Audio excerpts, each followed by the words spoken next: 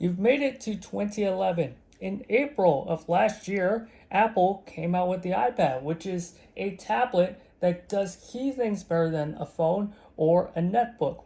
Also introduced a landscape user interface, the home screen wallpaper, and most importantly, and buried within all of the details, is the A4 chip, the first Apple branded silicone, the system on a chip, and buried among all other details, that allowed it, at least according to their marketing, 10 hours of battery life and just amazing performance. In June, the iPhone 4 adopted the A4 chip and came out with a brand new design. Language is absolutely stunning. There's also the Retina display, which is extremely high resolution, and the new FaceTime camera, which is right here, and of course, improvements to the camera on the back.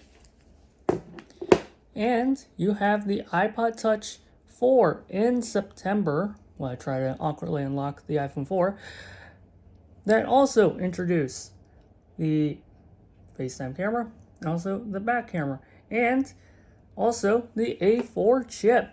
So everything got the A4 chip. Everything got, well, at least the iPhone and iPod Touch got a FaceTime camera. And of course the back camera right here, the iPod Touch. Now, the original iPad does not have any kind of camera. In fact, there's no camera here. Only an ambient light sensor and no camera on the back.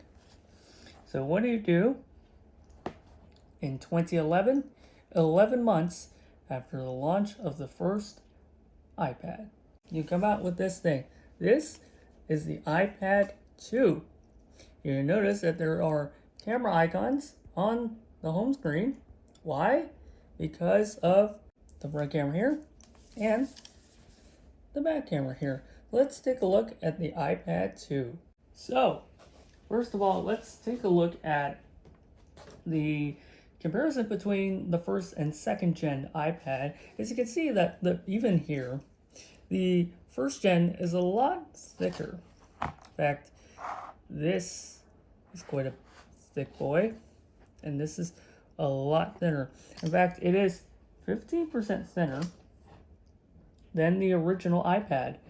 And for the first time, it comes in a white bezel. The original iPad only came in a black bezel. Of course, right, there's the front side FaceTime camera. And if I flip it to the back side camera as well. Not a great camera, but you still get one nonetheless. And of course, in the user interface, it means that you have both FaceTime and the normal camera. So here's the normal camera, which is capable of video as well. You can see the same thing. And when I switch to the photo camera, let's snap a photo. There we are. You can see on the screen. But there you go. And of course, right, how can I forget the backside camera, right? There you go. Not great, but it's there for FaceTime. And that's what this is all about. That kind of optimizes design, so it's a lot thinner. In fact, if I kind of lift up both iPads, you can see that this is just a one piece of aluminum. Keeps trying to turn itself off. And this has like this little wall and then the curvature, which makes it a lot thicker. This, they call it the structural wall. This has been removed in the second generation. And also the giant speaker grill is now just this padding versus the 3 slots on the left. So the iPad design got a lot more optimized and a lot slimmer, which is a lot better than the first gen in just the design, right? Easier to hold, lighter, quite a bit lighter, in fact, a quarter lighter. And, you know, it has the front side, back side cameras with the white bezel. So again, all of the shortcomings in design in the first one now retroactively becomes this chunky proof of design thing. The second one is just a lot slimmer, a lot easier to hold, in the hand, right? Because of this design versus this kind of this wall that it digs in your hands. So, what else is in the iPad 2? Let's move the iPad 2 center stage. What is new in this iPad 2? First of all, the dual-core A5 chip. So this is the first dual-core Apple Silicon processor in anything, actually. And it is twice as fast in the CPU tasks, so computing, and then 9 times faster in the graphics performance. And this is all thanks to the dual-core design of this chip, which processes things a lot faster. What else is different? Well, it has some magnets along the side. So let me show you by showing you an accessory. Now, why you think, okay, an iPad, right? You hold it up. You kind of just prop it up against something. But what if there's an accessory can do a lot more without sacrificing, because this is very thin, right? And this is a light tablet, right? Kind of like around 1.2, 1.3 pounds. It's a very thin tablet. What if we're going to have an accessory that does not compromise on any of this? Introducing the smart cover, and I have a brand new one to show you. Well, because it's not even peeled. So let's open up the smart cover. So we're going to have to peel this back. Yeah, push through the slot here. And out comes someone's smart cover. And I say that for reasons you will soon see. First of all, it's branded with somebody else's logo. I have no idea what this is. But here's the iPad here. Let me get it back in the vertical position. Like so. And I have this smart cover. Now the inside is made of this really nice microfiber material that would protect the display. So it kind of acts as a lightweight utility thing. On the left here, you have this metal hinge with these little connectors. So these connectors, they physically connect to the iPad. You can see there's a bit of a rubber here to soften the impact. And of course you have this bar that runs along the spine. I actually went to check out the footage, and I just realized that I somehow defocused the entire video because I put up the smart cover way up to the camera, and so it just focused on that, and then just never readjusted the focus once I put the smart cover away. So this is emergency footage. So here you go, just unbox the smart cover. You can see this little strip. It goes along the side. You have these two magnets with the pads. It's got to line up perfectly because it's magnets built into the iPad 2, the hinge here, and just below the face here. It's easy to snap it on. Wrongly. There we are. Correctly. And once I put the smart cover over the iPad, you hear that it locks. If I open it, it unlocks. Just like that. There we are. Now, there's more to the smart cover than just being, an auto sleep wake function with the microfiber kind of cleaning and protecting the display. Another thing, of course, it does, I've just mentioned the stand part, is that you can pull it onto itself. And there's two modes. So I'm going to flip it to the back of the iPad. And there we go. You can use it to watch a video and use it as a tripod like that. So let's take a photo with the new camera. So not this way and the other way. There we are. And let's tilt the camera up. There we are. Perfect. And there you go. like that. Yeah, it just stands up the iPad like that. So it's great for FaceTime. It's great for watching video. But let's say you want to type something. This angle is horrible because it is pretty vertical. So there's another orientation, which is just on its side like that. So there we go. So just a method that doesn't compromise a lot of the size, a lot of the weight, because it is really thin, as you can see, and it doesn't cover the back. So no back coverage. So it's pretty thin and light while adding a ton of functionality, like adding a stand, and also cleans the display while locking the iPad. But let's say, what if you want to add some protection to the back of the iPad, but still retain, the functionality of the smart cover? Enter the smart case. In fact, I can open it to show you that it does say iPad smart case with the cutout for the speaker and the 30-pin dock connector, with the volume buttons having this perforation, camera, sleep wake button, rotation lock switch, and of course the headphone jack. So let's put it onto this iPad right here. So this actually requires a few steps. All you do is you take these two corners and then you slide it in to the back. Just trying to make sure it's in focus this time. And there you go.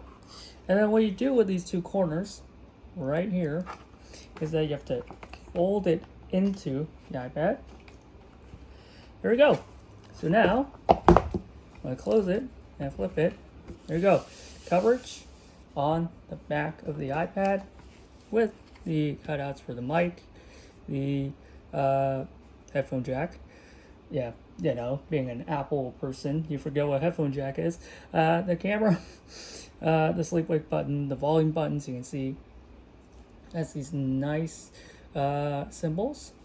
And of course, access to the switch. So, of course, you have a speaker hole and the connector, all visible. But really, because it is attached, the smart cover is attached, so you get back protection while getting all of the functionality of the smart cover. So I can roll it up like that and use it as a typing stand. So there we go. And of course, I can flip it around to stand it up. So just like that, you get all of the functionality of the iPad without having to use something to prop it up. So there you go. It's the smart cover and smart case. And I'm going to use the rest of the video to talk about iOS 4.3. So the iPad 2 launched with 4.3. And I want to talk about something that's a little weird with iPad iOS releases. I'm going to have a separate video on that. The original iPad only got 4.2.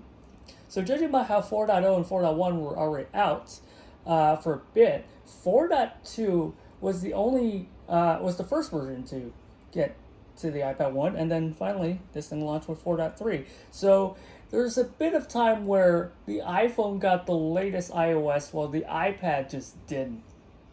Yeah, it's very weird. I'm going to have a separate video on that. But this is iOS 4. Okay, so iOS 4.3. What's so special on the iPad? So basically not a lot has changed. But now you get the same home screen wallpaper as the iPhone. And of course, with the iPad 2 4.3 comes with some features. Let's start with FaceTime. There you go, because you have now a back camera. So yeah, you can just use this as a FaceTime machine. Finally, and the big display means that you get to see a lot of detail in the face. Of course, you get the camera, right, which is just the camera app. And that I already showed you. Of course, right, it does take video and it does take, video and photos with the front and back camera. There we go. We have Game Center on the iPad, so finally a huge canvas, and honestly the skeuomorphism looks great on this large display. You get the idea, right? Matchmaking, you get multiplayer, achievements, and game recommendations. So I'm not going to sign in here. Let's cancel. Let's head back out. And this little fun app called Photo Booth. So to do that, I'm just going to have to prop the iPad up again, which is fantastic when you have a smart cover or a smart case.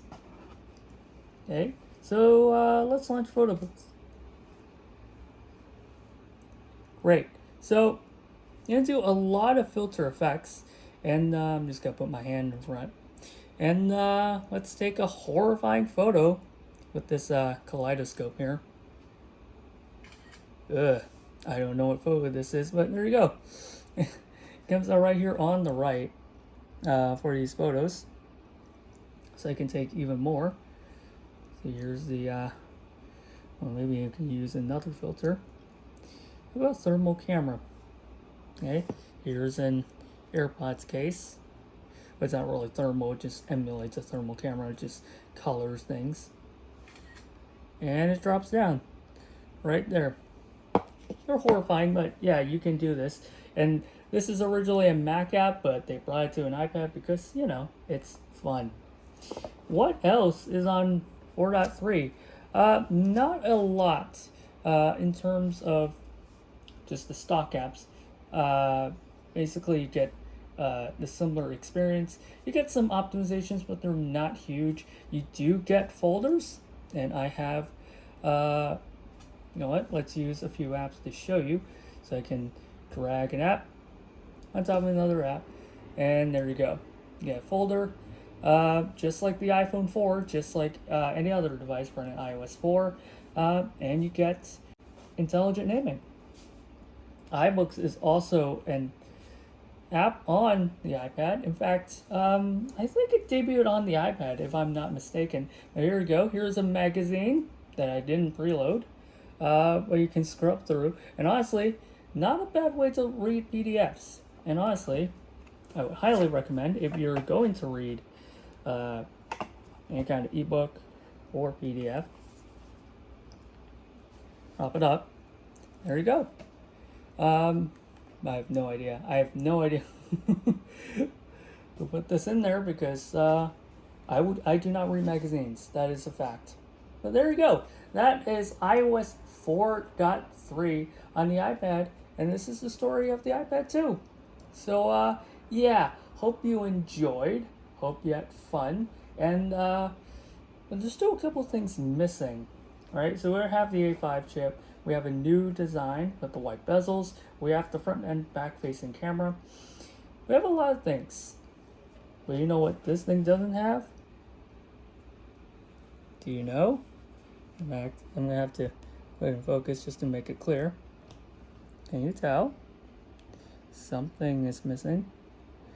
It just goes to show that it actually is harder to illustrate because the display is so sharp.